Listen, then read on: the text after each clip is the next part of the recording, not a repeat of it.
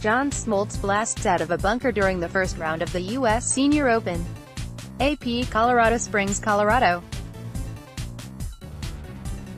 Though John Smoltz may have felt very much alone on the wind-wiped, sun-baked Broadmoor course, he wasn't. The pitching Hall of Famer spent day one at the U.S.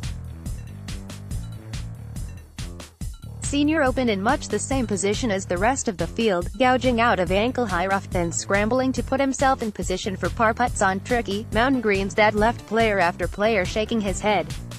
"I'm just being honest," Smoltz said after a round of 15 over 85 that left him tied for 150th place. "I don't have enough game for this course yet." He wasn't alone. The ultimate test for the seniors produced only 8 below par scores Thursday, and not a single player, not even leader Jerry Kelly, finished 18 holes without a bogey on his card. Kelly gave it a run, though. After saving par from the rough on the 559-yard, par 4 17th, he was holding his right elbow after digging out the approach. Kelly was 1 4-foot putt away from going bogey-free. But when that slid a fraction to the right at the cup, his flawless day was history. Kelly still shot 4 under 66, which was good enough for a 2-shot lead over Miguel Angel Jimenez, Kevin Sutherland, Dean Pappas and Rocco Mediate. "I was pretty disappointed with that 3-putt on the last hole," Kelly said, "but it gave me a lot today. I played very well, but it gave me some shots, too." Mediate found himself in the mix again for a national championship 10 years after his epic, 19-hole playoff loss to Tiger Woods at the U.S. Open at Torrey Pines. Whether it's the regular Open or the seniors, Mediate insists the tough USGA setups suit him, even though he missed the cut the last 2 years in this event. "It looks like a U.S. Open golf course," Mediate said about the Broadmoor. "It is a U.S. Open golf course. It will show you quickly that it is, if you hit it in the wrong place. That's what I love most about this setup."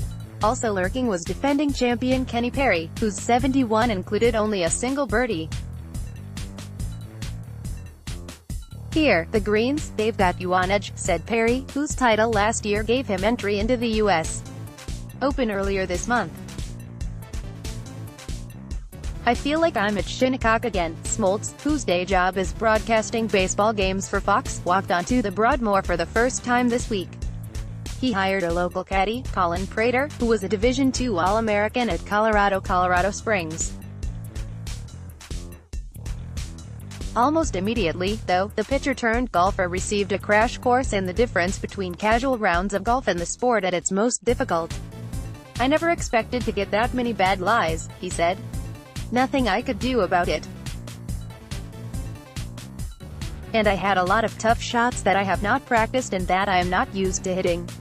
A few times during the round, Smoltz had to stop, take off his shoes and tape up his toes, which were raw and aching.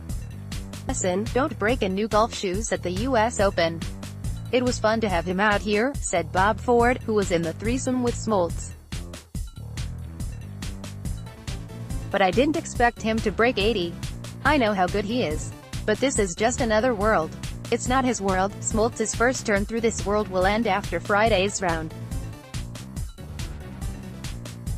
Kelly, he set himself up to be in a good spot heading into the weekend. "I hit 3 bad shots, and I shot 85, Smoltz said. "It just tells you, from an amateur standpoint, and for people sitting at home, how great these players are."